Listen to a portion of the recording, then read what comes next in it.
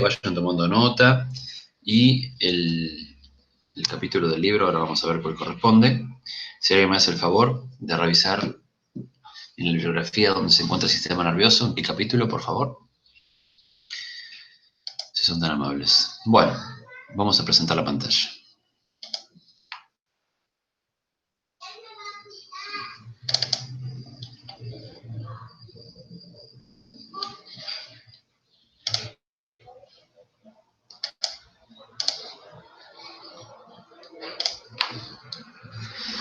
Avísenme, por favor, cuando se vea.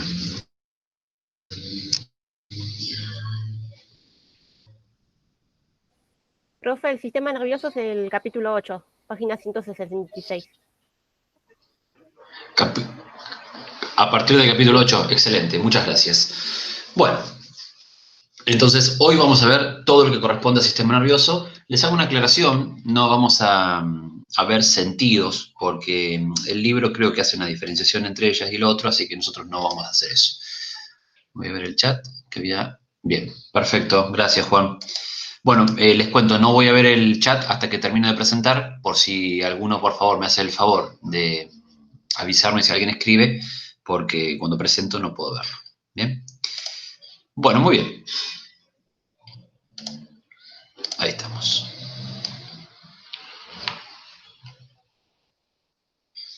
Cuando arrancamos a hablar del sistema nervioso, tenemos que entender que no tiene nada que ver con los nervios, es decir, con los nervios que uno siente como sensaciones de ira. El sistema nervioso en realidad tiene que ver con todo lo que hace referencia al control, ¿sí? Al control, a la comunicación, a lo que particularmente nosotros podemos establecer como la regulación del medio interno. El sistema nervioso, en conjunto con el sistema endocrino, van a trabajar coordinadamente para hablar de comunicación interna y externa, cómo nuestro organismo, de manera holística, de manera integral, va a conocer los estímulos internos y va a conocer y detectar los estímulos externos para dar determinadas respuestas. Esas respuestas no solamente son de origen muscular, es decir, yo tengo miedo y salgo corriendo. Un ejemplo. Esa es una respuesta muscular, porque contraigo mis músculos para irme del lugar donde encuentro ese factor de temerosidad. A ver, yo tengo calor y automáticamente empiezo a transpirar, ¿no es cierto? Yo les pediría que por favor levanten los micrófonos porque este sistema tiene mucho de conversación, porque voy a hacer muchas preguntas a lo largo que vamos conversando. Entonces vayan levantando los micrófonos para que podamos ir conversando algunos puntos. Así que, por favor, espero que hagan eso y luego continuamos. Salvo que haya mucho ruido de ambiente, si no... Seguimos. Bueno, les decía, cuando yo tengo calor, automáticamente en un verano transpiro. Hago actividad física y transpiro. Bueno, la transpiración en realidad también es una respuesta que proviene de estímulos nerviosos que donde se ha elevado la temperatura corporal de la superficie corporal o de la piel, entonces automáticamente nuestras glándulas sudoríparas lo que hacen es excretar sudor. ¿Me siguen con esto? Y ahí tenemos una respuesta que no tiene nada que ver con lo muscular, sino más bien con lo glandular. ¿Sí? Lo mismo, yo como. Acabo de almorzar un arroz con queso y una milanesa. Fantástico. Yo acabo de almorzar y ese arroz es rico en almidón. ¿Sí? Como es rico en almidón, mi sistema digestivo va a digerir ese almidón, lo va a convertir en glucosa, ¿sí? Y esa glucosa va a ser absorbida a mi torrente sanguíneo. Ahora, cuando la glucosa es absorbida en el torrente sanguíneo, aumenta la glucemia a nivel plasmático. Entonces, eso es detectado por nuestro sistema nervioso, particularmente por nuestro hipotálamo, que es el sistema nervioso autónomo. Ahora vamos a hablar de esto, no se preocupen. Y ese hipotálamo va a decirle más tarde al páncreas que libere insulina, que es una hormona que se produce a nivel de una glándula endócrina. ¿Sí? Entonces, ese estímulo, que es más bien interno, es también una respuesta nerviosa, una respuesta endocrina, y por eso hablamos de comunicación. ¿Se entiende lo que quiero decir con todo esto? Sí, sí. Es decir, no entendemos que solamente lo que yo puedo sentir por mis sentidos, valga la redundancia, tiene que ver con lo nervioso. Todo lo que a mí me hace a conocer lo interno y lo externo y dar respuesta para nivelarlo y llevarlo a lo que denominamos la homeostasis, ¿sí? va a hacer referencia al control y a la regulación del sistema nervioso junto al endocrino. La diferencia entre uno y otro, entre el sistema nervioso y el endocrino, es la rapidez y la duración de las respuestas. ¿Sí? Nosotros en el sistema nervioso decimos que es mucho más rápido, ¿sí? Un estímulo nervioso es de milisegundos, en tanto un estímulo o una respuesta endocrina puede durar horas o días, ¿sí? A ver, por ejemplo, yo me pincho el dedo y ¿cuánto dura el estímulo? Bastante. No, una cosa es el dolor. Yo digo, para darme cuenta de que me pinché, ¿tardo mucho? Milisegundos, tardo, me pincho, me quemo. ¿Cuánto tardo en darme cuenta? Nada. Bueno, ahora, el ciclo menstrual, ¿cuánto dura? Depende. ¿Eh? Bueno, ahí, en el promedio, ¿cuánto dura un ciclo menstrual femenino? 5, 7 días. No, mis bellas, el ciclo menstrual dura 28, 7 es la menstruación. Bueno, entonces, no conocen ni el ciclo menstrual, mira, no me ganan hablar. Bueno, entonces, el ciclo menstrual dura 28, 29, ¿sí? Depende de la mujer, obviamente, y un factor externo como puede ser la luna, ¿no es cierto? Bueno, fantástico. Pero, más allá de todo eso, ¿sí? Un ciclo menstrual es mantenido por hormonas a nivel endocrino, fíjate, dura 30 días, ¿sí? Entonces, fíjate la diferencia de las respuestas, ¿no es cierto? La insulina, que regula la glucemia, tiene picos de entre 4 y 6 horas. Pero bueno, hablamos de que el sistema endocrino es más lento para el control de la homeostasis y el sistema nervioso es mucho más rápido y eficiente. Bien, bueno, ¿qué es la homeostasis? Este tema ya lo vimos, una de las primeras clases. La homeostasis era la regulación del medio interno. Homeostasis no es el estancamiento, ojo, pero sí es la regulación de un nivel constante. ¿Sí? ¿Y qué es el medio interno? Y el medio interno es, en pocas palabras, la sangre. Todo lo que nosotros, y en ustedes, particularmente por la visión que van a tener en su carrera, la sangre es casi lo todo en este estudio. ¿Sí? Tenemos en cuenta que todo lo que nosotros distribuye nuestro cuerpo va a través de la sangre, o pasó alguna vez por ella. Entonces, si nosotros hablamos de medio interno, hablamos de la sangre. ¿Queda claro? Todo lo que está disuelto en ella, concentraciones, diferentes solutos, pin y pan, todo está en la sangre. Y cuando hablamos de homeostasis, hablamos de las regulaciones, por ejemplo, ¿cómo es la homeostasis de la glucosa? ¿Cómo es la homeostasis del calcio? ¿Cómo es la concentración de esos solutos? Bueno, ahí hablamos de, por ejemplo, en la diabetes, donde hay una hiperglucemia, ¿estamos en homeostasis? ¿Qué les parece? Sí. O sea que el diabético está sano, porque regula correctamente su medio interno. No es verdad. Entonces, ¿hay homeostasis en la patología? No. Justamente. En la patología no hay homeostasis, mucho menos en la muerte. ¿Se entiende lo que digo? Es decir, vos llegás a una enfermedad justamente cuando falla tu control. Cuando la comunicación falla, no se hace posible el control, no puedo integrar lo que me pasa a nivel homeostático, pierdo ese control del medio interno y por lo tanto está en juego mi supervivencia. ¿Se entiende lo que dice en esta diapositiva? Sí. Es decir, lo primero que tengo es una patología y si no resuelvo la patología, sobreviene la muerte muchas veces. ¿Bien?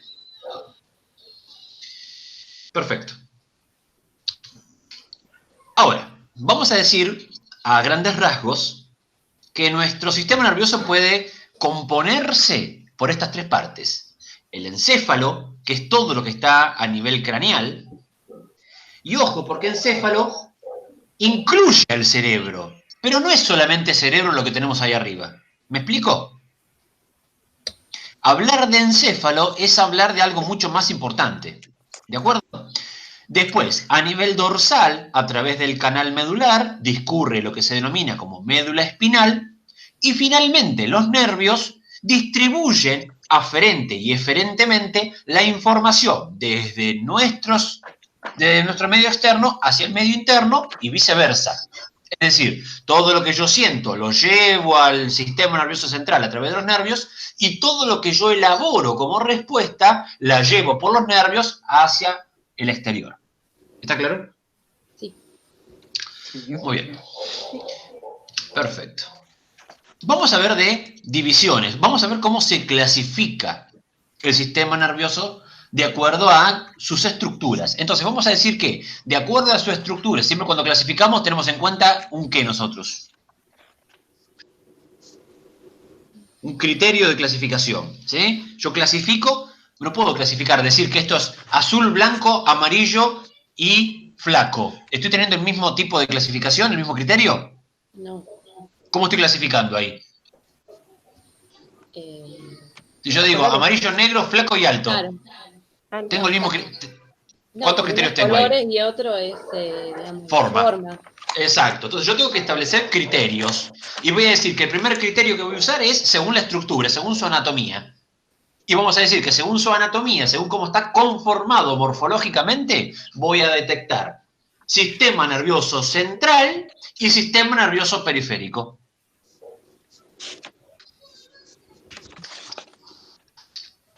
¿Qué es el sistema nervioso central?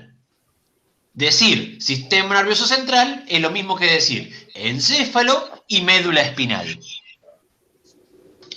En tanto que hablar de sistema nervioso periférico es hablar de todos los nervios. ¿Cuáles son los nervios? Tenemos exactamente 43 tipos de nervios diferentes. Y les voy a decir cómo se distribuyen.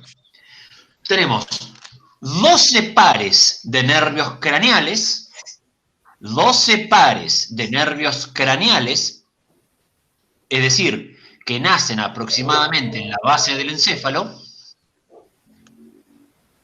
y tenemos además 31 pares, que los ven ahí, 31 pares de nervios raquídeos o espinales. Es lo mismo. Raquis hace referencia a la médula espinal.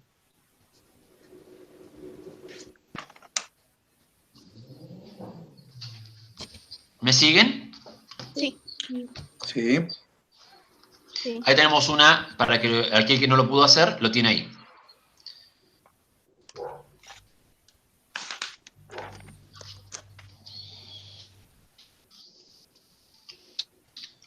Bien.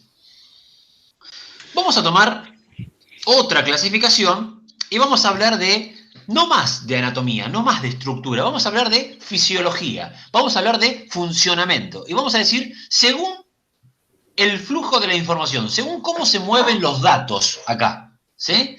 Vamos a ver cuántos megabytes hay, ¿eh?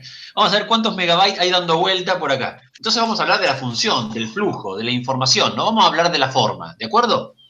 Y por eso ahí vamos a detectar, y esto quiere, a ver, ¿estamos hablando de dos sistemas nerviosos distintos?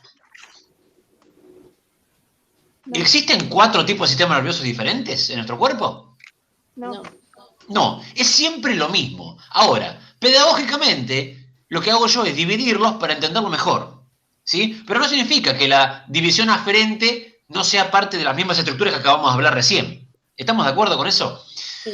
Entonces vamos a decir que desde el punto de vista del flujo de la información, de la fisiología o del punto de vista fisiológico, vamos a dividir el sistema nervioso en aferente y en eferente. Bien. ¿Qué significa eso? A ver, que sea aferente es que trae información. Y yo les hago una pregunta. ¿Aferencias serán sensaciones o serán respuestas? Sensaciones. Sí. ¿Se entiende, no es cierto? Es decir, yo me pincho, yo me quemo, yo tengo calor, son aferencias sensitivas. Fíjense acá al final, ¿sí? Son sensaciones. Todo lo que yo siento, o qué sé yo, eleva la glucemia y por lo tanto esa elevación se interpreta, es una aferencia. No siempre tiene que ser de afuera, acuérdense de eso. Todo lo que yo interpreto como que llega al sistema nervioso es una aferencia, que trae información. Decimos que son sensitivas y además centrípetas. Miren, ¿por qué son centrípetas? Seguramente centrípeto nunca lo escucharon. No, la verdad que no. Pero sí escucharon centrífuga, ¿no es cierto? Sí. ¿Quién no tiene un Koinor poderoso y chiquitín en casa? ¿Eh? A ver, todos tenemos un Koinor. ¿Para qué sirve el Koinor? O el lavarropa automático. Jugar. ¿Qué hace? Centrifugar. ¿Y qué significa eso? Quitar. Sí, O sea, ¿qué como cosa? el agua, los líquidos. Bien, ¿y hacia dónde va el agua cuando yo pongo la ropa ahí en el medio? ¿Y a dónde queda la ropa cuando yo activo la centrífuga? Y se va. Hacia el exterior. Se fue. Hacia el exterior. Pasa que no se va al carajo. ¿Por qué no se va al carajo? No, ¿Qué pasa? porque- Se encuentra con Tiene la pared. paredes que Claro. recubren. Claro, porque tengo paredes. Si yo no tuviese paredes, eso se despilfarraría por toda la casa, ¿no es cierto? Entonces, Exacto. eso es una centrífuga. Es decir, desde el centro salta para todos los costados hacia afuera. Pero fíjate la vía aferente. ¿Cómo es?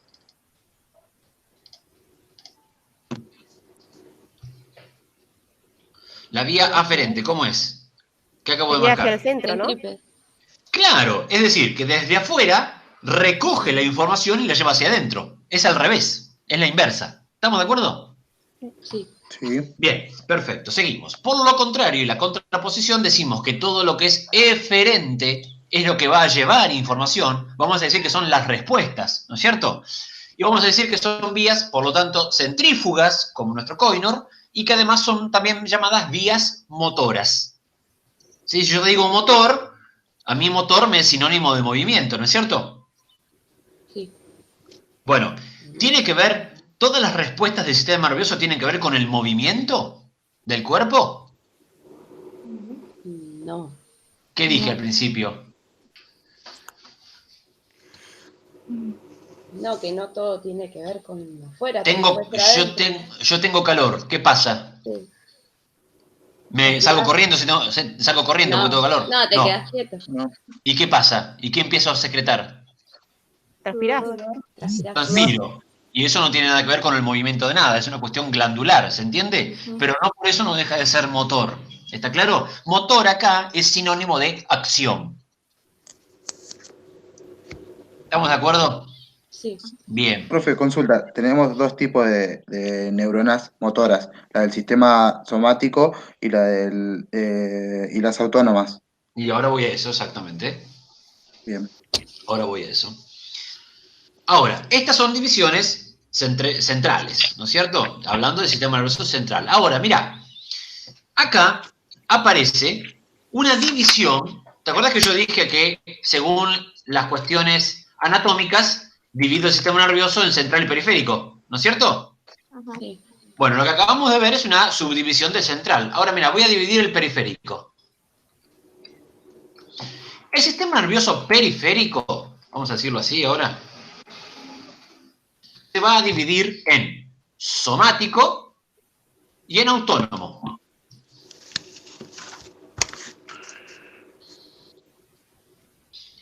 El sistema nervioso somático hace referencia al cuerpo. ¿Sí? Todo lo que tiene que ver con los movimientos relacionados al cuerpo, es decir, con los movimientos que son voluntarios, es decir, aquellos donde yo tengo dominio, vamos a decir que están inervando a los músculos esqueléticos. ¿Me siguen con esto? Sí. Sí. El sistema nervioso somático, es decir, aquello que está regulando lo que le pasa al cuerpo, a lo que tiene que ver con la vida de relación, a lo que tiene que ver con lo que yo puedo dominar, lo que depende de mi voluntad, voy a decir que está regulando e inervando a los músculos esqueléticos. Yo decido mover la mano, yo decido hablar, ustedes deciden escribir. Esos movimientos voluntarios musculares están regulados por el somático. Ahora, todo lo contrario, sistema nervioso periférico autónomo. ¿Sí? El autónomo, vamos a decir que tiene efectores en las vísceras. ¿Qué son las vísceras? Si yo compro los órganos, yo compro un pollo eviscerado, estoy comprando un pollo con menudos, ¿no es cierto? Bueno, eso tiene que ver con que el sistema nervioso autónomo regula todo lo que tiene que ver con las cuestiones vegetativas.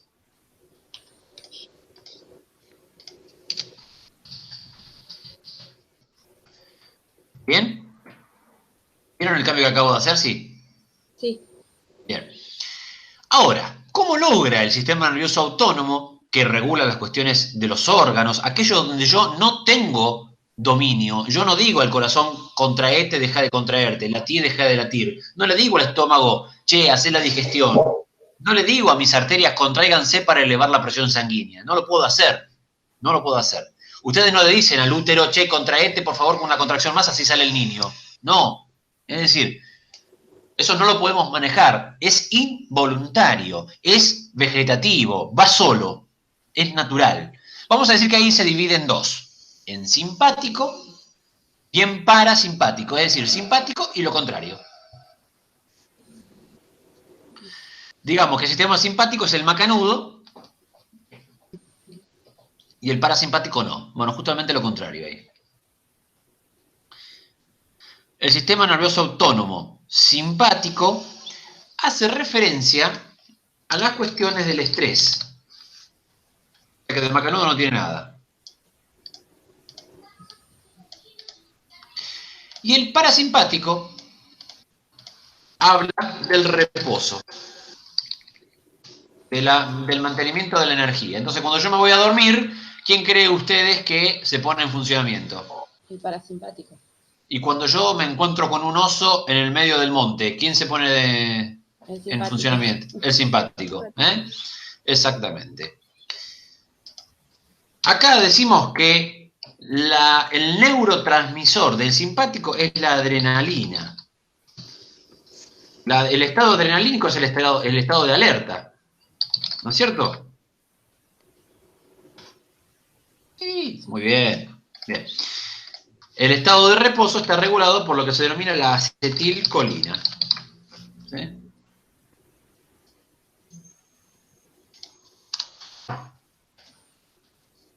Los neurotransmisores. Ahora, ¿qué inervan? Las vísceras en el estado vegetativo, lo involuntario. Inerva, por ejemplo, el músculo liso, el tipo de músculo que era involuntario, ¿se acuerdan? Los efectores que tienen que ver con el corazón, las vísceras, las glándulas, sean endócrinas o exócrinas. ¿Ustedes le dicen al estómago que produzca jugo gástrico? No. No. Son glándulas exócrinas. ¿Ustedes le dicen al páncreas que produzca insulina? No. No. Endocrina. ¿Bien? Muy bien. Estupendamente bien. Ahí lo vemos.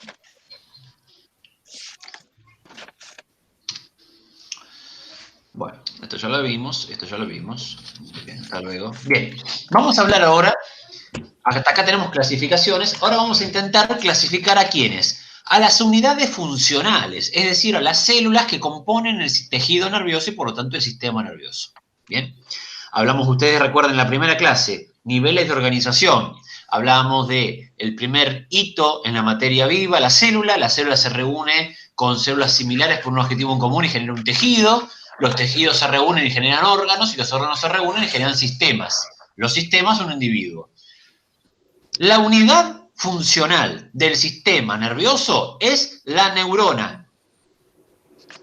La unidad funcional del sistema nervioso es la neurona. Y como la neurona solo puede, ni más ni menos, ¿no?, que conducir impulsos, está tan especializada en conducir impulsos, esto es la neurona, ¿sí?, está tan especializada en conducir impulsos que ha perdido algunas, digamos, algunas funcionalidades metabólicas y por lo tanto necesita de otros grupos de células que colaboren con la función del metabolismo. Y son las denominadas células de la glía o neuroglías. Apoyan a las neuronas en el metabolismo general.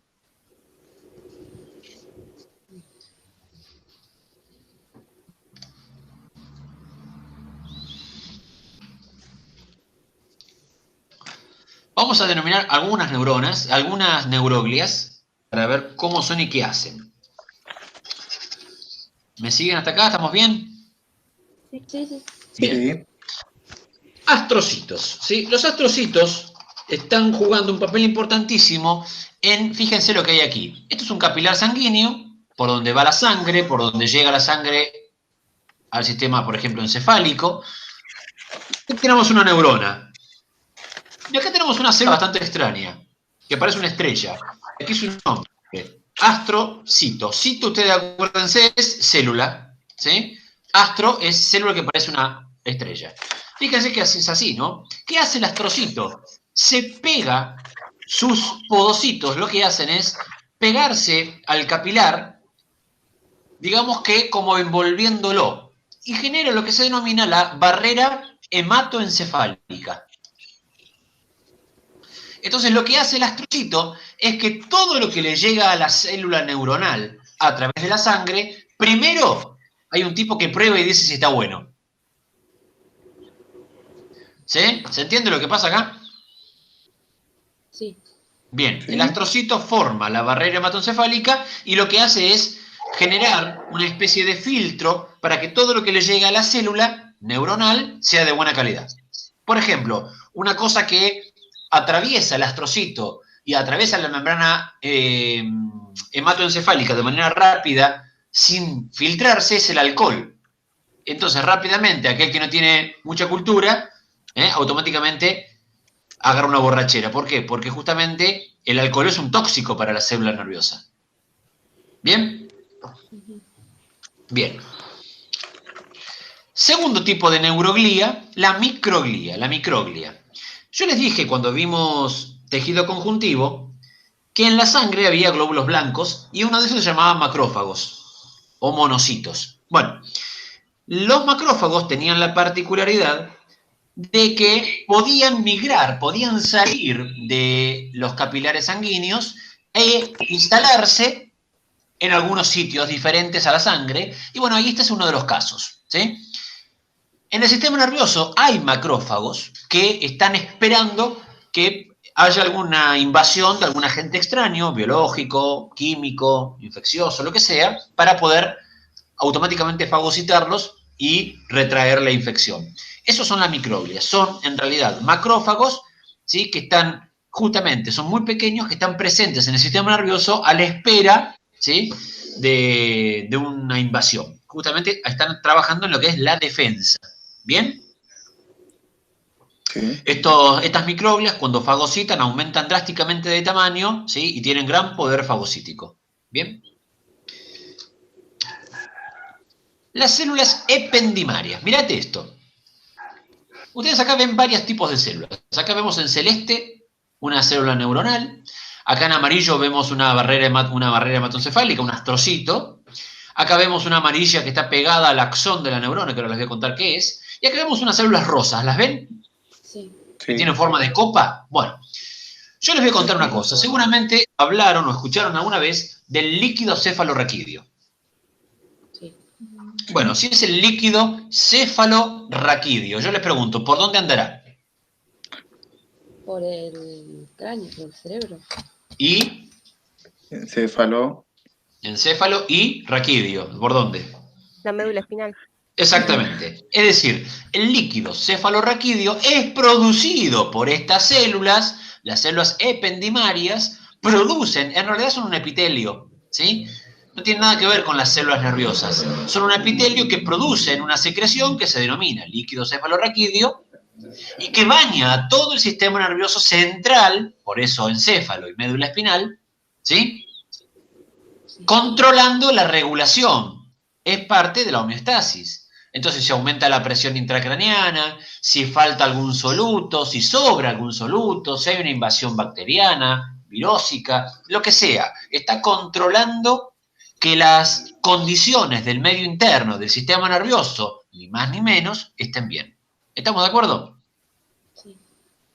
Muy bien. ¿Y por dónde discurre el líquido cefalorraquídeo? Por lo que se denominan los ventrículos cerebrales y por los conductos. ¿Sí?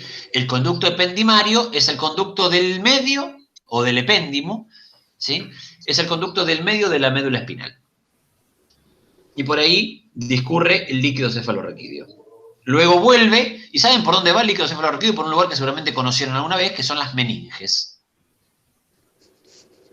Las membranas meninges tienen que ver con la protección y la defensa. Bueno, justamente el líquido cefalorraquídeo baña esas membranas atravesando los distintos conductos. ¿Estamos de acuerdo? Sí. Sí. Bien, seguimos. Y ahora, 4 y 5, vamos a ver, no es que a las 4 y 5, sino que 4 y 5 la clasificación, los oligodendrocitos junto a las células de Schwann. Bien, los oligodendrocitos y las células de Schwann tienen el mismo objetivo. Ustedes verán acá, miren, yo les muestro esta foto. ¿Ven aquí esto que dice axón? Sí. Bueno, el axón es el conducto largo de una neurona, es el brazo largo de la neurona. Seguramente alguna vez vieron una. Bien, ahora les voy a mostrar. Vamos a mostrarles acá otra foto, ¿sí? En una neurona para que vean lo que es el axón. ¿Ven esto? Esto es el axón de la neurona, que siempre es único. ¿Está claro? Sí. Bien. Sí. Los oligodendrocitos y las células de Schwann tienen la misma función, que es cubrir al axón. ¿Ven cómo va por acá adentro el axón? Sí. Bueno, y fíjense que acá es como que se enrolla una cosa. Y acá hay un núcleo, mirá. Un núcleo. Si hay un núcleo, ¿qué es? Una célula. Una célula. Pero no tiene nada que ver con este axón, ¿no es cierto? No.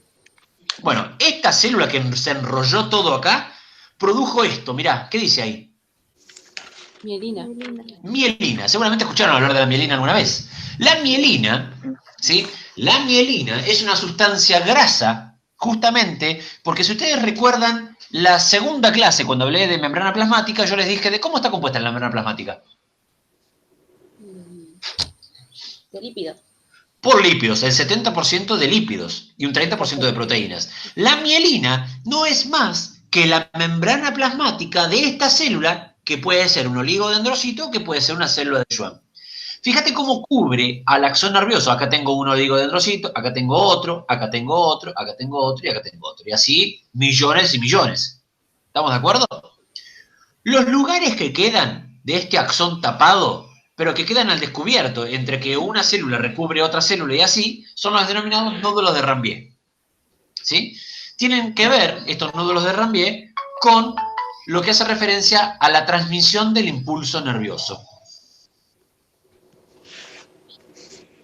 La mielina es una sustancia grasosa.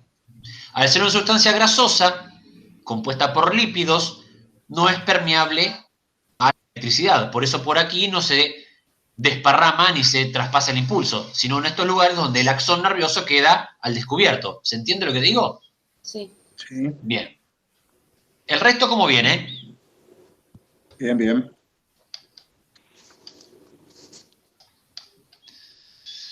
Bien.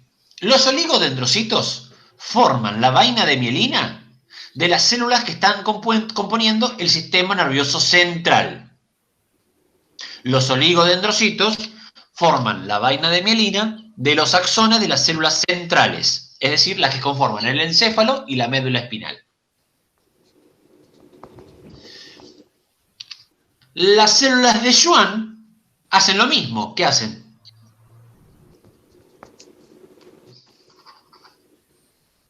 ¿Qué hacen? Forman la vaina de mielina, pero del otro sistema nervioso. Del sistema nervioso periférico, exactamente. ¿Sí? Es decir, aquellos que conforman los nervios raquídeos y espinales y craneales. ¿Sí? Muy bien. Muy bien. Aquí tenemos una neurona. ¿Sí? Neurona es entonces la unidad funcional del sistema nervioso. Fíjate que tenemos unos 100 billones, es decir, 100 millones de millones. ¿Mm? Es un número realmente estrepitoso, ¿no? ¿Ustedes creen que las neuronas solo están en el encéfalo y en la médula espinal? Supongo que no, que están en No, todo el cuerpo. no me está. Ah, o sea que yo en el dedo gordo del pie tengo neuronas. O sea, ¿quién piensa con el pie? Más de uno, no se preocupen, más de uno. ¿Eh? ¿Dónde están las neuronas? ¿En el encéfalo, en la médula espinal, en todo el cuerpo, en el dedo gordo? En el encéfalo. Solamente allí, en la cabeza. No, y en la médula. Y... Che, ¿tenés calor o tenés frío? ¿Eh? Claro, en realidad en todo el sistema nervioso sería en todo el cuerpo. Ajá, está bien. Te hago una pregunta. Para mí ¿Tenés las la... neuronas. Sí. Te hago una pregunta. ¿Tenés posibilidad de agarrarte un dedo con la puerta ahora? No. ¿No? No. ¿Te podés sentar arriba de tu mano? ¿Me haces el favor? Dale, sentate arriba de tu mano, dale. ¿Te sentaste arriba de la mano? Sí. ¿Qué sentiste? Contanos. Peso y calor. Peso y calor. Bien, te puedo recomendar un buen nutricionista. Bueno, mirá, escúchame. Si sentiste peso y calor, es porque estás sintiendo algo, ¿no es cierto? Sí. Bueno, quiere decir que ahí tenés neuronas, así que no estabas tan errada, ¿sí? Ah, que me entra el... Claro. Es un tejido, tenemos un tejido nervioso, tenemos en todo el cuerpo, por eso tenemos Claro, neuronas sensitivas y neuronas motoras. tenemos, exactamente, neuronas tenemos en todo el cuerpo, desde el dedo gordo, porque yo siento que estoy pisando el piso en este momento, y siento una presión de todo mi cuerpo, ¿sí? En el piso.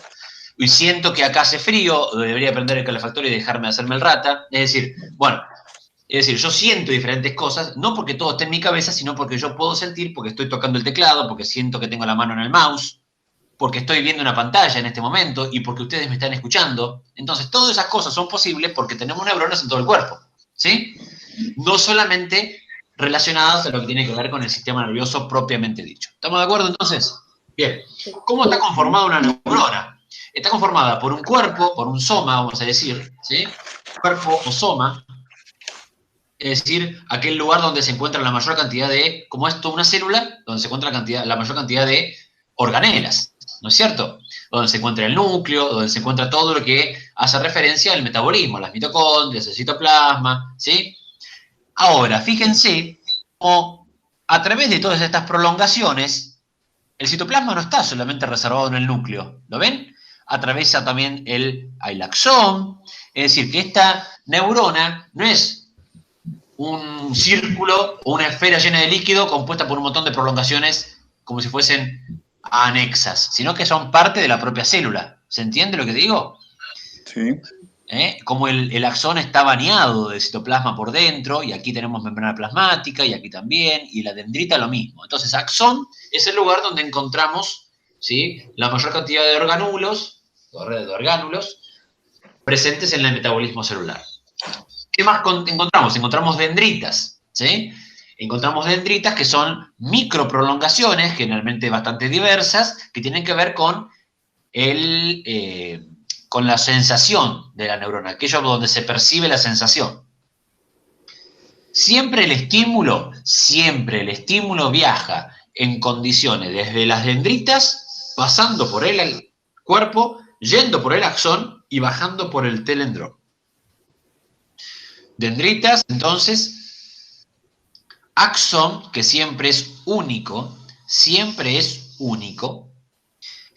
y el telendrón, que son los lugares donde se reservan los neurotransmisores para conducir el impulso nervioso. Allí dentro de estos citoplasmas que vemos aquí afuera, aquí adentro, perdonen, dentro del citoplasma se reservan vesículas, ¿sí?, que contienen gran cantidad de moléculas de neurotransmisor y que cuando llega el impulso nervioso y se atraviesa cada nodo de Ranvier, aquí hay un efecto despolarizador y aquí los neurotransmisores son liberados al exterior para transmitir el impulso nervioso. ¿Vamos? Vamos. Vamos a clasificar a las neuronas. Vamos a clasificar a las neuronas.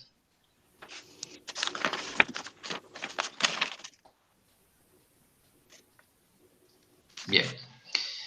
Multipolares son la neurona típica, aquellas que tienen gran cantidad de dendritas, como siempre un solo axón. ¿Bien? Sí. Unipolares, fíjense, es aquella que tiene una sola dendrita, ¿sí? Una sola dendrita, ¿qué quiere decir? Tiene una sola prolongación, por eso es unipolar, es una neurona que tiene un soma y desde una sola prolongación se dispara una dendrita y un axón. Eso es unipolar. Profe, pseudo monopolar también está bien dicho. Es lo mismo, sí señor. Perdón. Bien, entonces, unipolar es que a partir de una sola prolongación se dispara una dendrita y un axón. Son generalmente las neuronas que están en las cuestiones sensoriales. Todos los sentidos, particularmente, generalmente están compuestos por neuronas unipolares o monopolares. Y finalmente las bipolares, ¿sí? Las bipolares es que tienen dos prolongaciones, una dendrita y un axón, ¿sí? ¿Entienden la diferencia? Mirá, Yo no. mirá, multipolar, tiene muchas dendritas y como siempre un solo axón, ¿sí? ¿Estamos de acuerdo? Dos. Unipolar, a partir de una sola eminencia axónica sale una dendrita y un axón. Del cuerpo sale una sola cosa. Unipolar. Sí. Y la bipolar, del cuerpo salen dos cosas. Una dendrita y un axón. Sí. ¿Ahora sí? Me cuesta más la unipolar, pero las otras dos las entendí. Sí, es como que... Mirá, vamos de nuevo. Mirá el cuerpo. ¿Ves el cuerpo? Sí, Sale una sola cosa del cuerpo. sí, pero ¿por qué tiene ramificaciones para los dos lados? Que es una dendrita y un axón. Siempre tenés que tener dendrita y axón. Pero del cuerpo sale una sola cosa. ¿Sí? Ah, sí, listo, ya entendí. Mirá la diferencia, mirá. ¿Ves? Del cuerpo salen dos cosas. ¿Estamos? Sí, Sí. listo. Bien, perfecto. Eso fue una distribución anatómica, una clasificación anatómica. Vamos a clasificarla funcional, fisiológicamente, las neuronas ahora. Y se clasifican igual que el sistema nervioso. Mirá, aferente y eferente. ¿Sí? Es decir, la clasificación del sistema nervioso funcional es la misma para las neuronas. ¿Sí? Aferente, aquellas que son sensitivas, aquellas que traen sensaciones, y las eferentes, aquellas que llevan acciones hacia los músculos o hacia las glándulas. Ahora, entre la aferencia y la eferencia tiene que haber algo, ¿no es cierto? Porque si yo traigo la información, pero no genero ningún proceso, no puedo mandar a una eferencia. ¿Estamos de acuerdo? Sí. Por lo tanto, en el medio va a haber una interneurona, que va a ser la que está entre la aferente y la eferente, que generalmente se encuentran en la médula espinal. Y son las que tienen que ver con el arco reflejo.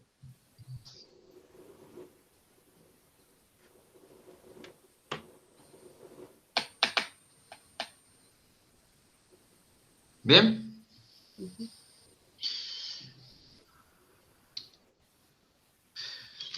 El arco reflejo es justamente, son aquellas respuestas que nuestro cuerpo da sin pedir permiso. ¿A qué me refiero con esto? Miren, muchas veces nosotros hablamos de que el médico tradicional te pegaba con un martillito especial y vos movías la pierna, ¿te acordás? O a los bebés recién nacidos les movilizan la planta del pie y tienen un efecto de que movilizan la planta, ¿sí? Con un pequeño cepillito. Bueno, eso es el reflejo plantar. El reflejo rotuliano es el que te acabo de comentar con el martillito que te pegan y vos movés la pierna. Después tenés el reflejo pupilar, por ejemplo, que cuando yo te ilumino el iris, automáticamente se achica y cuando estás en una habitación oscura, automáticamente se agranda, que es para que ese diafragma lo que permite es la entrada o la salida de la luz, para ver mejor, ¿no es cierto? Todas esas cosas a vos nadie te pide permiso, simplemente se hacen. Son los denominados arcos reflejos, ¿bien?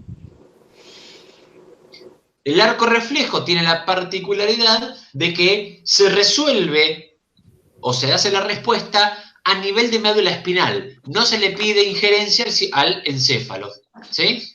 Entra la sensación, suponete, yo me estoy pinchando el dedo, ¿sí? Me estoy pinchando el dedo o me estoy quemando el dedo. Llega la sensación por mi brazo, mis nervios pasan por la médula espinal, se detecta que me estoy pinchando y ¿qué tengo que hacer? Sacar las manos. Y claro, algo muy lógico, ¿no es cierto? Sacar, retirar la mano de ese lugar. Entonces no le pido permiso al encéfalo que me diga lo que tengo que hacer. Las neuronas que están presentes en la médula espinal me dicen, che, boludo, saca la mano. Entonces yo automáticamente, respuesta motora, saco la mano. ¿Sí? ¿Listo? ¿Se entiende lo que es un arco reflejo? Sí. Sí. Bien. Seguimos. Todo el sistema nervioso está compuesto por una sustancia. y va a tener en cuenta con dos tipos de sustancias, la sustancia gris y la sustancia blanca. La sustancia gris, como te muestra este dibujo de ese cerebro que veo ahí, en realidad de ese encéfalo, la sustancia gris son conformaciones de cuerpos neuronales. Son conformaciones de cuerpos neuronales, es decir, los somas. ¿Acá hay axones? ¿Hay dendritas? No. No, porque en la neurona donde se elabora la respuesta, ¿dónde es? ¿En qué parte de la neurona se elabora la respuesta? Que es donde tengo todo para hacerlo. ¿Qué piensan? ¿En qué parte de la neurona yo voy a generar la respuesta? El cuerpo. En el cuerpo. ¿Sí? Entonces, la sustancia gris son los cuerpos de las neuronas.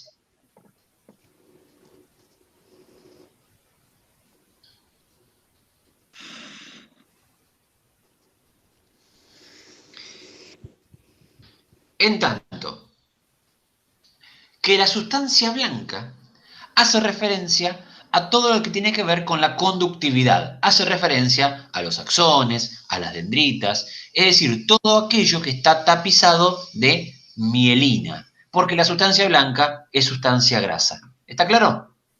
Sí. Sí. Si yo agarro un churrasquito, ¿qué colores veo en el churrasquito? Y ves blanco, rojo, Blanco y rojo. ¿Qué es lo blanco? y son como... ¿Qué es? Grasa. Allá lo dijeron. Es grasa. ¿Se entiende entonces? La sustancia gris es justamente los cuerpos que no tienen mielina, por eso son grises. Y la sustancia blanca es por donde se conducen los impulsos, los aferentes y los eferentes. La sustancia blanca es sustancia mielínica, es grasa. La sustancia gris es la por donde se razona, por donde se elaboran las respuestas. ¿Bien?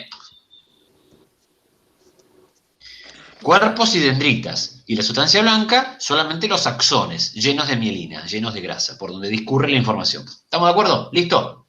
Sí. Bien.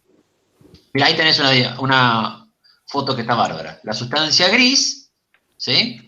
¿Dónde encuentro sustancia gris? Pueden poner ustedes. ¿Dónde está la sustancia gris? La sustancia gris se encuentra a nivel encefálico, lo vas a encontrar en la corteza del cerebro. Fíjate, esto es un cerebro, ¿no es cierto? Sí. Bueno, lo que se ve como marrón, vamos a decir que es gris, ¿sí? Lo que se ve como marrón es la corteza del cerebro, la parte más externa, ¿la ven? Esto es sustancia gris. ¿Dónde encuentro sustancia gris? En la corteza del cerebro, en los núcleos cerebrales,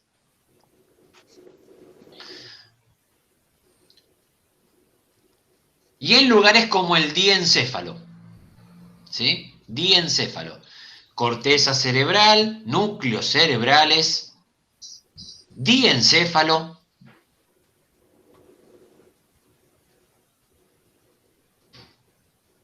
parte del cerebelo,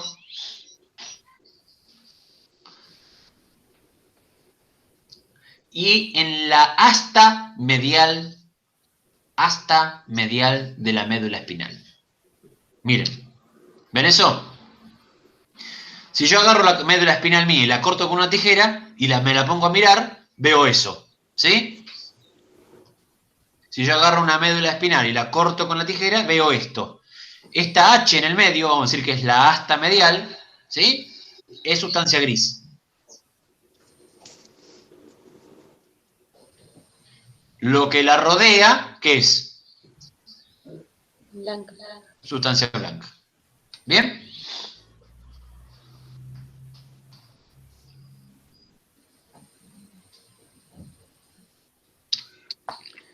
Ahí en este cerebro veo sustancia gris cortical y sustancia blanca medial. ¿La ven? Sí. Bien.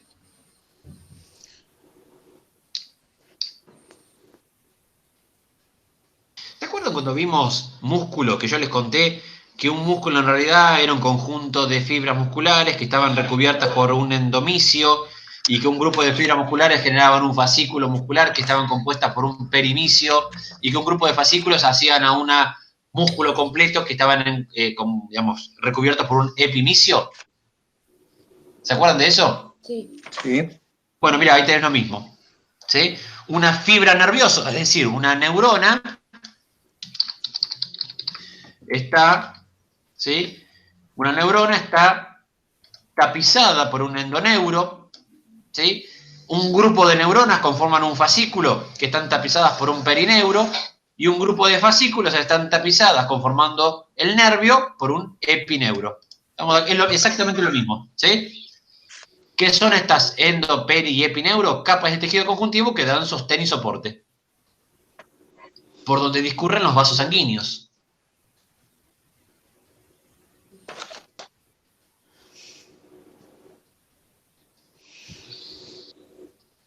¿Bien? Sí. Ahí tenemos un ejemplo, miren esto. Acá tenemos, ¿sí? Una fibra neuronal, una neurona, ¿sí? Ahí tenemos el endoneuro. Muchas neuronas en conjunto hacen un fascículo nervioso y muchos fascículos, tenemos 3, hacen un nervio. ¿Estamos de acuerdo? Sí. Muy bien.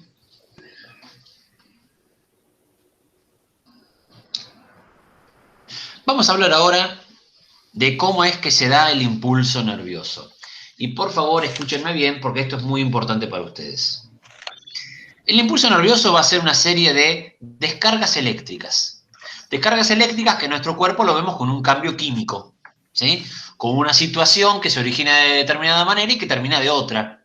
Y cuando yo les dije que el axón, por dentro del axón había citoplasma, por lo tanto el axón está cubierto de una membrana plasmática. ¿Me siguen con esa idea?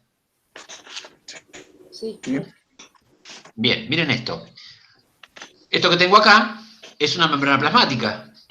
Sí. Esto que tengo dentro, ¿sí? Fíjense, miren la neurona, el axón, ¿ven? Sí. Agrandé esta partecita, la dejo acá grande, ¿sí? Y digo, esto es la membrana plasmática. Acá tengo medio externo, ¿sí? Medio intersticial, y acá tengo citoplasma, ¿sí? Sí. Entonces, ¿qué pasa? Vamos a decir que la célula neuronal, que la neurona, tiene la capacidad de conducir impulsos nerviosos. ¿Qué es un impulso nervioso? Una descarga eléctrica. ¿Cómo puedo yo descargar eléctrica? ¿Tengo complejo de anguila? No, no tengo complejo de anguila, pero sí vamos a decir que en mi cuerpo existen iones positivos e iones negativos que están en movimiento en el cuerpo. Y porque están en movimiento van a generar diferentes grados de electricidad dentro y fuera de la neurona. ¿Bien? Por ejemplo, cuando te golpeas el codo. Bueno, sí, claro, pero vos estás escuchándome ahora por impulsos eléctricos. Yo estoy hablando por impulsos eléctricos. Alguien está escribiendo por impulsos eléctricos. Todo lo que nosotros hacemos está dado por impulsos nerviosos que nos dicen lo que tenemos que hacer. ¿Bien? Sí. Entonces, ¿qué es? A un lado y otro de la membrana plasmática del axón, vamos a encontrar una determinada concentración de sodio. El sodio siempre tiene mayor cantidad fuera de la célula, ¿sí? El sodio, que es el que está en violeta, hay siempre mayor cantidad fuera de la célula. Y dentro de la célula, por convención, vamos a decir que hay mayor cantidad de ¿qué? ¿Potasio? De potasio. Y fíjense que también hay iones de cloro, que son los verdes. ¿Bien? Ahora, el traspaso de estos iones, de estos átomos con carga eléctrica, va a hacer que empiece a moverse lo que nosotros decimos que nuestra membrana está polarizada. Que esté polarizada significa que vamos a encontrar diferencia de cargas. Vamos a decir que afuera es más positiva que adentro. ¿Sí? Sí. Entonces, nuestro interior, vamos a decir que está más negativo que positivo por fuera. Vamos a decir que nuestra carga inicial de nuestra membrana plasmática del axón nervioso está en menos 70 milivoltios. Menos 70 milivoltios. ¿Sí?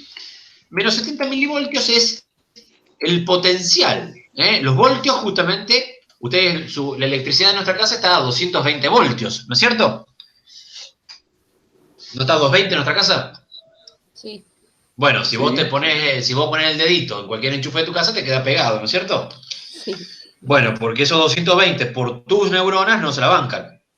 En realidad, cuando te electrocutás, lo que sucede es que tu cuerpo no resiste esa electricidad. Pero no quiere decir que nuestro cuerpo no conduzca la electricidad. ¿Me siguen con esa cuestión? Sí. Sí.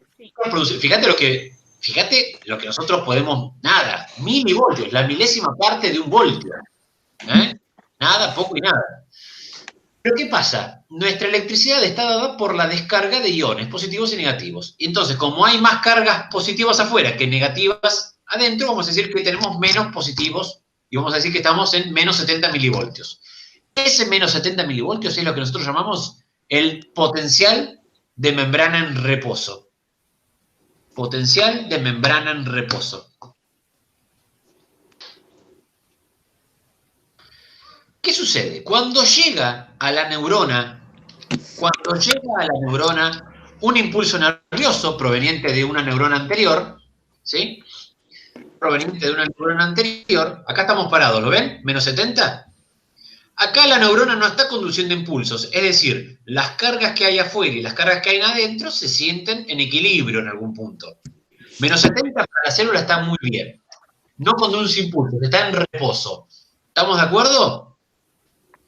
Ahora, cuando llega un impulso nervioso, cuando yo me pincho el dedo, cuando yo me quiero mover, cuando yo quiero hablar, cuando ustedes quieren escuchar, llega un impulso nervioso a la neurona en juego y hace algunos sodios quieran ingresar a la célula, ¿sí? Por una proteína canal, por transporte facilitado, algunos canales de sodio se abren y el sodio empieza a ingresar. ¿Por qué ingresa el sodio? El sodio ingresa porque hay mayor concentración ¿a dónde? ¿Adentro o fuera de sodio? Afuera. Entonces, para mantener los niveles, ¿qué va a pasar? ¿De dónde a dónde va a ir el sodio? Para equilibrar los niveles. Ah, de De afuera fuera hacia hacia adentro. adentro. De afuera hacia adentro. Entonces, para equilibrar las cargas de sodio por un transporte pasivo de difusión facilitada, el sodio va a empezar a entrar. ¿Y el sodio cómo es? ¿Positivo o negativo, señores? Positivo. Positivo. Es positivo. Y si yo estoy en menos 70 y empiezo a meter positivos, ¿hacia dónde me voy? Hacia arriba es el positivo. Me aproximo a cero, ¿estamos de acuerdo? Exacto. Entonces, el primer punto que va a suceder es que me voy a aproximar a menos 59. ¿Sí? En menos 59 va a ser un punto crítico. ¿Sí? Estoy en menos 70, empieza a entrar sodio y me empiezo a llegar a menos 59. Cuando llego a menos 59, voy a llegar a lo que se denomina un potencial de membrana umbral. Cuando yo cruzo un umbral, cruzo una frontera, cruzo una puerta, cruzo un límite. Si yo llego a menos 59, si yo toco por la llegada de sodio adentro de la célula, llego a menos 59, voy a generar el traspaso del impulso nervioso a la próxima neurona. Si no, voy a volver atrás. Me llego para abajo y sigo para abajo. ¿Sí? Si el estímulo desencadena que entre tanto sodio para llegar a menos 59, voy a terminar con el impulso. Ahora, si el impulso no es lo suficientemente fuerte para que llegue a este nivel, vuelve al reposo. ¿Estamos de acuerdo? Sí. Sí, ¿Todo el mundo está de acuerdo? sí. Sí. Entonces, estoy en menos 59 y estoy en lo que se denomina el potencial umbral, potencial límite, respuesta del todo o la nada. ¿Qué hace con esto? Cuando yo llego al potencial umbral, varios canales dependientes del sodio, 1, 2, 3, todos los canales dependientes del sodio se van a abrir. Entonces, una gran cantidad de sodio va a ingresar de manera estrepitosa a mi axón nervioso. De manera intempestiva, de manera abundante. Por lo tanto, ¿qué va a pasar con el menos 59? ¿Dónde me voy? 30. Me llego al 30, me llego al pico. Llego a 30, llego a más 30, crucé la barrera del 0 y me fui a los positivos, llego a 30 y voy a decir que estoy en lo que se denomina el potencial de acción. ¿Bien? En este potencial de acción Una vez que llego al potencial de acción, una vez que toco los 30, se van a cerrar todos los canales del sodio. Automáticamente se cierran. ¿Bien? Se cierran todos los canales del sodio. Y acá me quedó todo el sodio adentro ahora. ¿Y está bien que me quede todo el sodio adentro? ¿Dónde estaba originalmente el sodio? No, estaba afuera. Estaba afuera. Entonces tengo que revertir eso, porque tengo muchas cosas positivas adentro. ¿Y está bien? ¿Estaba en reposo eso? No. No, porque el reposo mío era menos 70. Entonces acá está todo mal. Temporalmente está todo mal y tengo que revertirlo. Pero tengo todos los canales del sodio cerrados. ¿Qué carajo hago? Dice la célula. Bueno, mirá, lo único que tengo para hacer es que adentro positivo, ¿qué tenía yo? Potasio. Potasio. Tengo además ahora potasio. Y digo, bueno, ¿qué pasa si abro los canales de potasio? Una vía de escape. ¿Qué pasa si por transporte pasivo, por difusión facilitada por un transportador, abro el canal de potasio y saco potasio para afuera, que también es positivo? Aliviará un poco las cosas, ¿no es cierto? Sí. Entonces, si estoy en más 30 y pierdo positivos, ¿a dónde me voy? Negativo. ¿Qué me pasó? Mirá. Me pasé. ¿Se entiende? Sí. Bueno, me pasé y me fui casi a menos 100. A menos 100. Una cosita que no les dije. La fase que va de menos 70 a más 30 se llama despolarización, porque pierdo la polaridad. ¿Sí? La fase que va de menos 70 a más 30 se llama despolarización. Y la fase donde yo recupero la polaridad se llama repolarización. De más 30 a menos 70 se llama repolarización. Pero yo, ¿qué me pasó a mí? Perdí tanto potasio que ¿qué pasó? Yo acá de más 30 a menos 70, ¿cómo se llamaba esta fase? Repolarización. La repolarización. Vuelvo a polarizar. ¿Pero qué me pasó? Me pasé de menos 70, me fui a menos... 100. Menos 100. Me fui a menos 100. Me recontrapolaricé ahora. ¿Se entiende? Estoy más negativo que en el potencial de reposo. ¿Me siguen? Sí. Sí. Estoy ahora hiperpolarizado. ¿Sí? Entonces, fíjense. Tengo un quilombo bárbaro.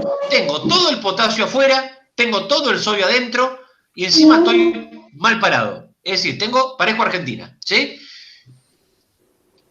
Acá está todo mal. Nos estamos fundiendo y decimos que estamos todos enfermos. ¿Se dan cuenta? Bueno, el peor de los mundos. Entonces, tengo todo el potasio afuera que tiene que estar adentro. Tengo todo el sodio afuera que tiene que estar... tengo todo el sodio adentro que tiene que estar afuera. Y encima estoy polarizado. Estoy en menos 100. ¿Y en cuánto tengo que estar? En menos 70. En menos 70. Yo ya traspasé el impulso, pero tengo que resolver esta cuestión. Para resolver esta cuestión, pongo en funcionamiento la famosa bomba de sodio-potasio. Y la bomba de sodio-potasio utiliza energía. Es una bomba, es un transporte activo. Y lo que va a hacer la bomba, anótenselo por favor, es que va a sacar de adentro hacia afuera 3 sodios y va a ingresar de afuera hacia adentro 2 potasios. De esa manera, al sacar 3 y al meter 2, puedo volver al reposo de menos 70. ¿Estamos de acuerdo? Sí. Bien. Van a tener que rever el video, claramente, ¿no?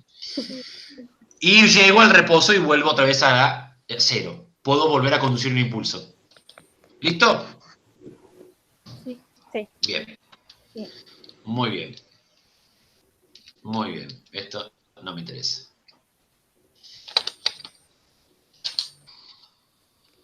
Vamos a ver lo que es una sinapsis. ¿Qué es una sinapsis? La sinapsis es cualquier comunicación que no solamente se puede dar entre neuronas. La sinapsis más común es la que es neurona-neurona, ¿sí? Es decir, el telendrón de una neurona se pone en contacto, esto es un telendrón, un botón sináptico, ¿sí? El telendrón de una neurona se pone en contacto con la dendrita de la otra neurona, ¿sí? Esto que yo veo acá es una sinapsis denominada sinapsis química. ¿Por qué sinapsis química? Porque hay 2 tipos de sinapsis. Sinapsis química y sinapsis eléctrica. ¿Bien? La sinapsis química hace referencia cuando entre las unidades, entre las células, hay liberación de neurotransmisores. Y los neurotransmisores son mensajeros químicos. Son moléculas. Acuérdense que los neurotransmisores más comunes, ¿cuáles eran? La adrenalina y la acetilcolina. Hay otros, la dopamina, la serotonina, el GABA, el óxido nítrico, pero bueno, más allá de todo, tengamos en cuenta que cuando hay mensajeros químicos llamados neurotransmisores en la sinapsis que se liberan del telendrón hacia la dendrita, y acá es donde se desencadena el impulso nervioso, es una sinapsis del tipo química. ¿Sí? Ven como acá el botón sináptico de este telendrón libera. Ven, acá tenemos una sinapsis, mírame esto.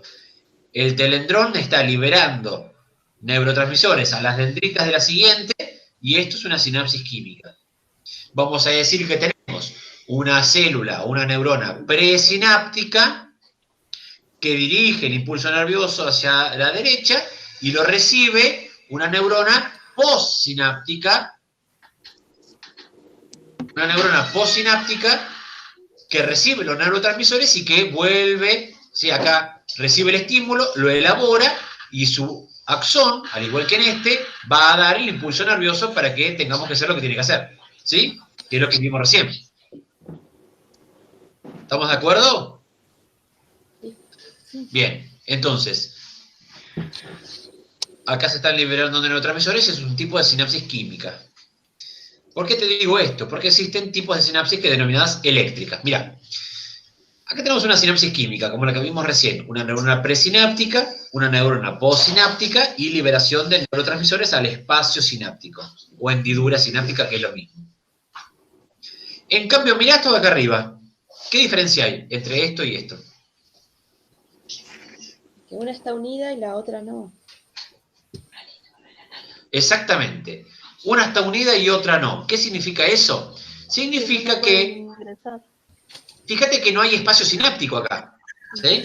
Fíjate que el citoplasma de A está unido al citoplasma de B a través de canales proteicos. ¿Sí? ¿Esto sabes dónde se da? No hay necesidad de neurotransmisores, porque lo que pasa en A termina pasando en B, porque hay contacto. ¿Se entiende? Sí. Eso se da particularmente en 3 lugares. Se da en la corteza del cerebro, donde hay sustancia gris, ¿se acuerdan? Sí. Sí. Se da en la retina del ojo y se da en las fibras musculares del corazón. Esto es muy importante para ustedes, ¿eh? Ahí es donde hay sinapsis eléctricas. En el resto de las sinapsis son todas químicas. Salvo esos 3 lugares, son todas químicas. ¿Qué es una sinapsis? Es la comunicación entre 2 neuronas, ¿sí? Entre 2 neuronas, entre una neurona y un músculo, también es una sinapsis, y entre una neurona y una glándula, endócrina o exócrina. Ahí tenemos 3 tipos de sinapsis químicas.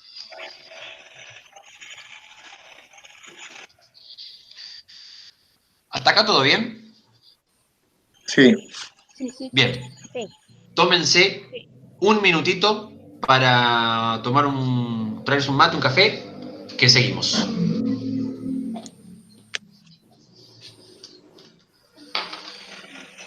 Yo le quería hacer una pregunta. Decime. En la sinapsis eléctrica no es que están pegadas, sino que el espacio es muy reducido, ¿o no? No, en realidad prácticamente no hay espacio y en lo que no tenés son neurotransmisores. Hay conexión de citoplasmas a través de uniones de hendidura o uniones gap. ¿Sí? Bien. Bien, tómense 2 minutos que ahí regreso. Bárbaro.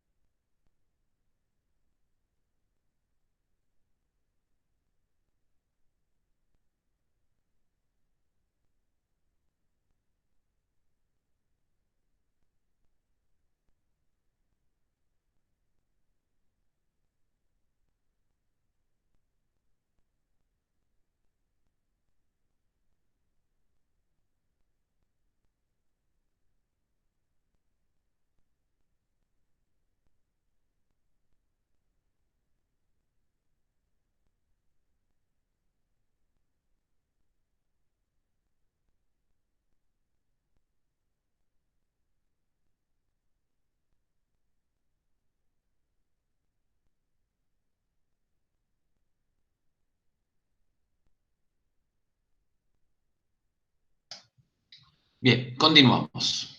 ¿Estamos por ahí? Sí, Muy acá bien. estoy. Excelente. Seguimos. Bueno, ya mucho de esto lo hemos visto. Voy a ir un poquito más rápido porque es importante, pero hay cuestiones que ya hemos conversado. Bien, vamos a hablar ahora puramente de sistema nervioso central, haciendo referencia a lo que a mí me importa. ¿Qué no hemos dicho de todo esto? Vamos a empezar por aquí. Dijimos, las meninges entonces son las membranas de tejido conjuntivo que recubren todo el sistema nervioso central y están compuestas de 3 capas, ¿sí? La pía madre, que son membranas que están pegadas al órgano, ¿sí? Pegadas al órgano, en este caso el encéfalo o la médula espinal. Luego la aracnoides, que es una capa subcavernosa por donde discurren, por ejemplo el plexo coroides, los vasos sanguíneos y demás. Y finalmente la dura madre, que es la capa de membrana meninge, que es la que está pegada al hueso y se confunde con lo que se denomina el periósteo. ¿Bien?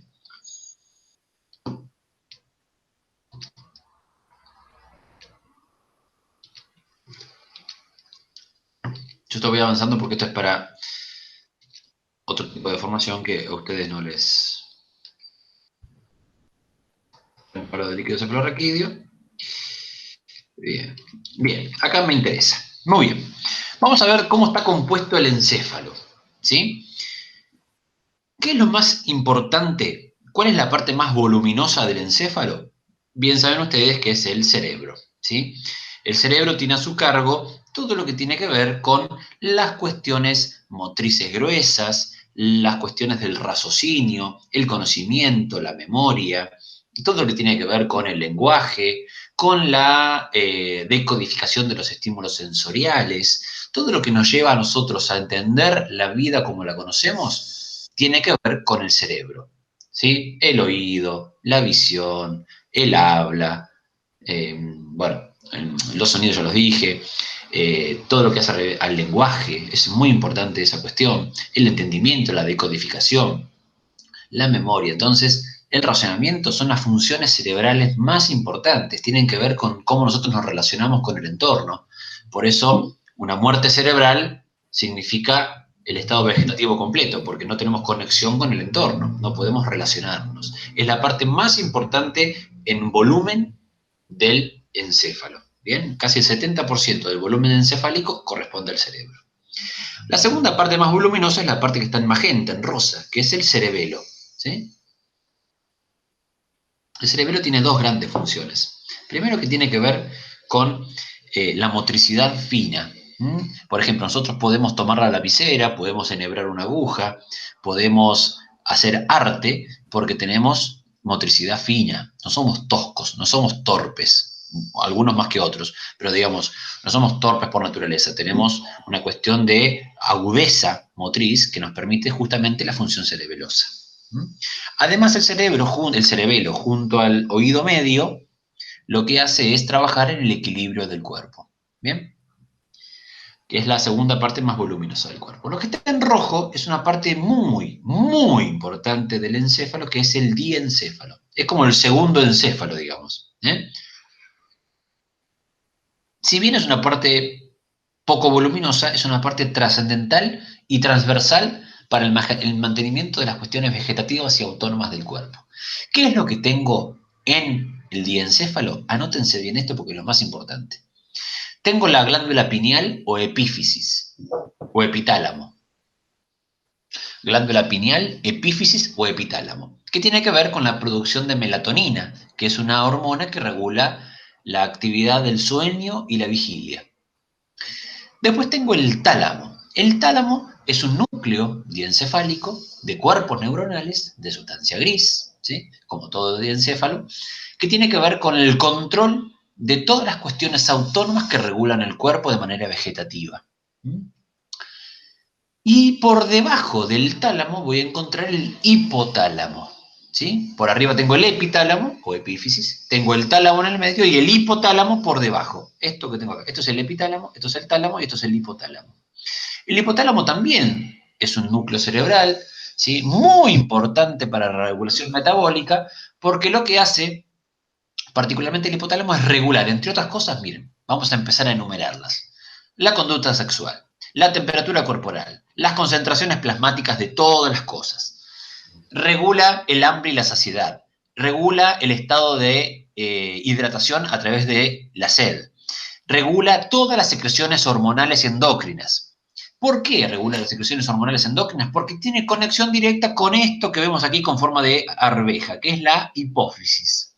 La hipófisis, si bien no es tejido nervioso, tiene conexión directa, ¿sí?, con el hipotálamo. La hipófisis es tejido endocrino, tejido epitelial. Después lo vamos a ver más adelante, ¿sí?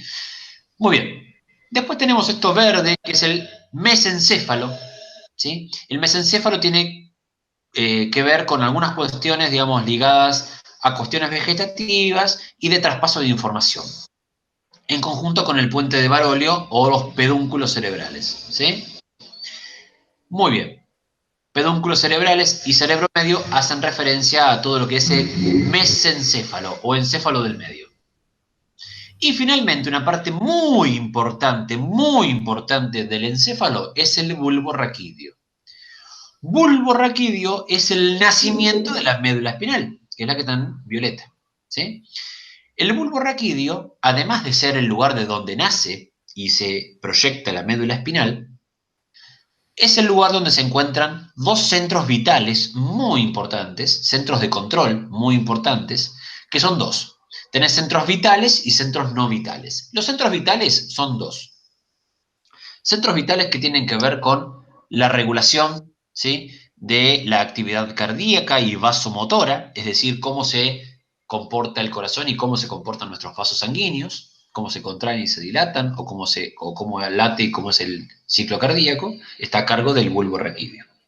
Y también tenemos el control respiratorio. Nuestra frecuencia respiratoria está a cargo de este centro vital del bulbo raquídeo. Asimismo, tiene también centros no vitales, ¿sí? Esos centros no vitales son, por ejemplo, la tos, la de la emesis, el vómito, ¿sí?, entre otras cosas, el estornudo, que si no son vitales, son importantes a la hora de mantener algunas cosas. Por ejemplo, vos te entra una partícula extraña a nivel de las fosas aéreas superiores, entonces, bueno, naturalmente vas a tener que estornudar. Te entra una partícula extraña a vías aéreas medias, vas a toser, ¿sí? Te comes algo que está podrido y que es venenoso, vas a vomitar. Es decir, no son vitales, pero son muy necesarios. ¿Estamos de acuerdo? Muy bien, esto ya lo dejamos conversado, vamos a ir más adelante.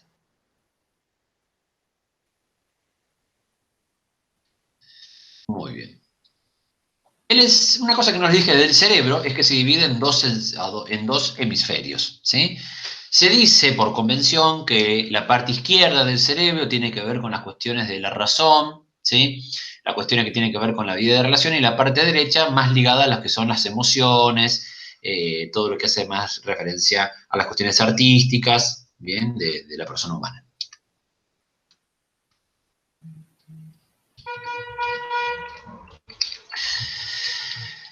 Bien, esto ya lo hemos hablado. Sustancia gris, sustancia blanca. Qué va, me ha hablado de todo, ¿eh? ¿Cómo está Moreno? Muy bien. Y finalmente, sistema nervioso periférico. Hasta aquí vemos sistema nervioso central y sus partes que acabamos de nombrar. Ahora vamos a hablar del sistema nervioso periférico, solamente de los nervios. Y vamos a decir muy ligeramente que los nervios se dividían en dos. ¿Se acuerdan? ¿Qué tipos de nervios había?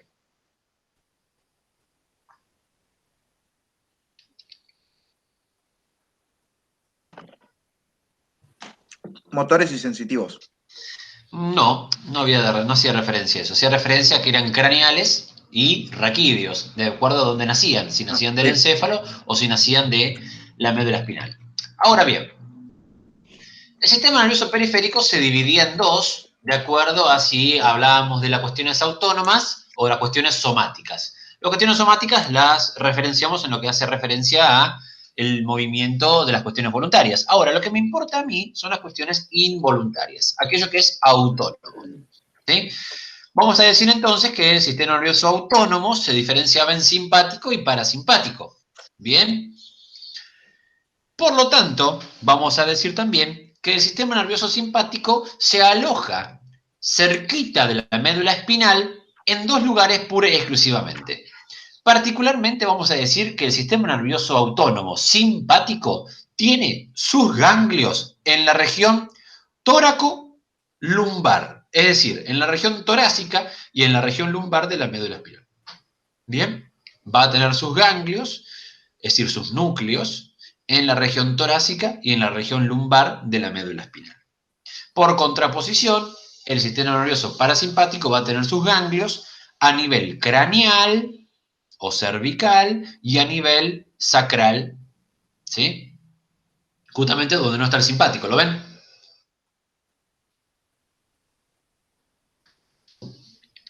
Sí, están acá o se fueron todos ya, se aburrieron todos. Bueno. Profe, una consulta. Por Sí. ahí soy yo. Tengo problemas con el audio. O mis compañeros tampoco te escuchan bien. Quería No, a mí se me preguntarle. corta también. ¿Se te corta? Sí, lo escucho entrecortado también. Yo lo Ah. Sí, me pasa eso. A ver. Yo escucho bien. ¿Vos escuchás bien? Bueno, igual lo van a tener en el video, no se preocupen. Dale. El video va a estar seguramente bien. Dale. Entonces, el sistema nervioso simpático tiene su cadena de ganglios a nivel, vamos a ponerlo acá, tóraco-lumbar, y el parasimpático tiene su cadena de ganglios a nivel craneal y a nivel sacral. Ambos son antagónicos, justamente porque, si bien todos los nervios, vamos a decir que tienen inervación dual, ¿sí? Los nervios simpáticos y parasimpáticos tienen acciones diferentes. El simpático tiene que ver con la lucha y la huida y la liberación de adrenalina, y el parasimpático tiene que ver con el restablecimiento de la energía, el reposo, ¿sí? Y la liberación de acetilcolina como neurotransmisor. ¿Se arregló el audio? Para mí sí. Sí, se escucha bien ahora, profe. Sí, no. Listo. Ahora, los nervios se dividen en dos. En craneales, que dijimos son 12 pares, que nacen en la parte inferior del encéfalo o en el tronco del encéfalo, y los raquídeos o espinales, que son 31 pares, y que nacen a través de la médula espinal. No vamos a ver nosotros los pares craneales porque no me interesan ahora, no son de nuestro interés. Bueno, gente, esto es sistema nervioso. Los invito, por favor, prontamente a ponerse a leer porque es un tema muy importante, muy interesante, que tiene que ir, digamos, cerrando con la lectura y la visualización de este video nuevamente, quizás 2 y 3 veces más. ¿Listo? Sí. Sí. Gente. ¿No va a pasar ninguna guía? Buenísimo. Veremos, capaz que ponemos algo. Buenísimo. Dale, listo. Profe, le hago una Les dejo, consulta. dale. El sistema periférico, simpático y parasimpático, ¿serían antagonistas como los músculos? O sea, uno hace la acción del otro. Hace una ¿o cosa son y el separados? otro hace la acción. No, antagónico es que hacen cosas distintas, ¿sí? Sí. Es decir, Listo. por ejemplo, si vos tenés que el estómago va a generar la digestión por la estimulación parasimpática, va a dejar de hacerlo cuando hay estimulación simpática. Mira, te pongo un ejemplo clarísimo, Karen. Vos estás comiendo, estás cenando a la noche y discutís con una persona. ¿Tenés ganas de seguir comiendo? Yo sí. Bueno, a otra persona, digo. No. Vos cuando tenés un disgusto, la idea es que se te cierra el estómago, ¿no es cierto? Claro. Se supone Bueno, que sí. que se supone que sí. Entonces, vos estás comiendo porque estás haciendo la digestión, porque ahí está la acción del sistema nervioso parasimpático a través de la acetilcolina, porque tu estómago se estimula con la acetilcolina y se inhibe cuando hay secreción de adrenalina. Si vos tenés ganas de luchar con esa persona o de enfadarte, naturalmente vas a estar en estado adrenalínico. Entonces, el estómago va a pasar a un segundo plano, se va a inhibir. Ah, listo, entonces ya entendí. ¿Estamos de acuerdo? Sí. Muy bien. Bueno, gente, ¿no hay más preguntas? No, está perfecto. Que tengan buena semana, les dejo el video y las actividades, nos vemos la próxima. Gracias. Gracias. Chau, chau. Hasta luego. Chao.